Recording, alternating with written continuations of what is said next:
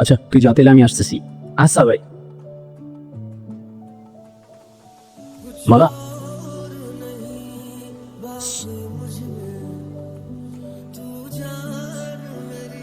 আপনি কি আমায় ডাকলেন? তুমি ছাড়া এখানে আশেপাশে তো আর কেউ নেই। কেন? না, আমায় কেউ কখনো এভাবে রাস্তায় ডাকে না তো, তাই। কেন ডাকে না কেন? জানি না, হয়তো ভয় পায় আমার ভাইজানকে, তাই। কেন, আপনি পান না? চান্সই নাই। খবরের খোদা ছাড়া এই গুরু কাউরে ভয় পায় না।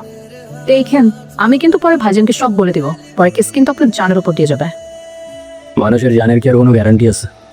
এই আছে এই নাই, কিন্তু গতকাল যান বাঁচানোর জন্য শুক্রিয়া, এটাই বলার ছিল।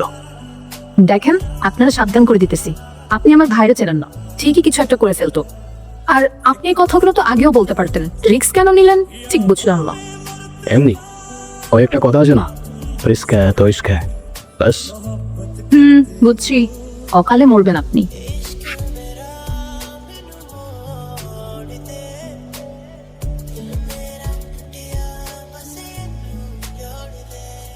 তোমার কোনো ফিউচার প্ল্যান আছে আমাকে নিয়ে? আছে তো, এই সব কিছু থেকে অনেক দূরে নতুন একটা দুনিয়া বানাবো। আচ্ছা তাই, আর কি কি থাকবে সেই দুনিয়াতে? সব সব কিছু থাকবে, শুধু আপার আর লোয়ার ক্লাসের মধ্যে কোনো পার্থক্য থাকবে না।